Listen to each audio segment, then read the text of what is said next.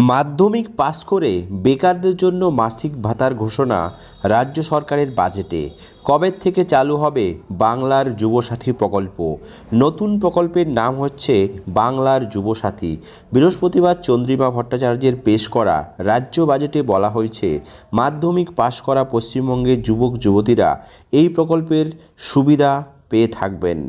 যুবশ্রী প্রকল্পের ঢঙে রাজ্যের যুব সম্প্রদায়ের জন্য নতুন প্রকল্পের ঘোষণা করল পশ্চিমবঙ্গ সরকার। মাধ্যমিক পাশ করা রাজ্যের যুবক যুবতীরা এই সুবিধা পাবেন। মাসে মাসে ১,৫০০ করে টাকার আর্থিক সহায়তার কথা জানালেন রাজ্যের অর্থমন্ত্রী চন্দ্রিমা ভট্টাচার্য। নতুন প্রকল্পের নাম বাংলার যুবসাথী। বৃহস্পতিবার চন্দ্রিমা পেশ করা রাজ্য বাজেটের বলা হয়েছে, মাধ্যমিক পাশ করা পশ্চিমবঙ্গের যুবক যুবতীরা এই প্রকল্পের সুবিধা পাবেন। ২১ বছরের পর থেকেই এই বেকার ভাতা পাবেন তারা। ২০২৬ সালের ১৫ই আগস্ট থেকে শুরু হবে এই প্রকল্প। ২১ থেকে ৪০ বছর পর্যন্ত বয়সীরাই শুধুমাত্র এই প্রকল্পের সুবিধা পাবেন। তবে এই প্রকল্পের সুবিধা পাওয়া যাবে ৫ বছর পর্যন্ত। তার মধ্যে কেউ চাকরি পেয়ে গেলে এই প্রকল্পের সুবিধা পাওয়া যাবে না। বাজেটে বলা হয়েছে, মাধ্যমিক পাস করেছেন অথচ চাকরি পাননি তাদের জন্য বাংলার যুবসাথী প্রকল্প চালুর ঘোষণা করল রাজ্য সরকার। উচ্চশিক্ষার জন্য রাজ্য সরকারের বা অন্যান্য সংস্থার স্কলারশিপ রয়েছে। যারা এই স্কলারশিপ পান তারাও নতুন করে সুবিধা পাবেন। বাজেটে বলা হয়েছে, ৫ বছরের পর্যন্ত মাসে মাসে মাধ্যমিক পাশ করা রাজ্যের যুবক যুবতীরা ১,৫০০ করে টাকা পাবেন, অর্থাৎ ১,৫০০ টাকা।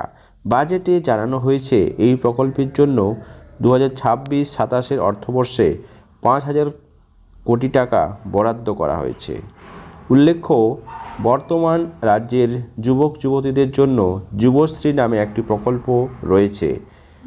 নিয়ম অনুযায়ী ৮ম শ্রেণী উত্তীর্ণ এবং ১৮ বছর বয়স হলে এমপ্লয়মেন্ট ব্যাংকে নাম নথিভুক্ত করতে পারবেন বেকার যুবক যুবতীরা। তারপরে যুবশ্রী প্রকল্পে মাসে ১৫০০ করে টাকা ভাতা পাওয়া যাবে।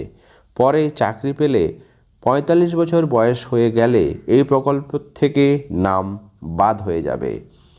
নতুন এই প্রকল্প এই বাজেটে পশ্চিমবঙ্গবাসীর জন্য এক নতুন উপহার। আপনারা এই নতুন প্রকল্পটি কেমন একটা সুবিধাজনক প্রকল্প হিসাবে দেখছেন? অবশ্যই আপনাদের মত কমেন্ট বক্সে জানাতে ভুলবেন না। চ্যানেলে নতুন হলে সাবস্ক্রাইব করে পাশে থাকবেন।